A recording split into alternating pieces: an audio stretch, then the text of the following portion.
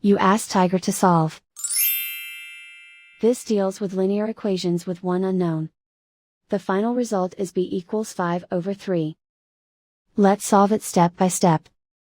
Group all constants on the right side of the equation. Subtract 7 from both sides. Simplify the arithmetic.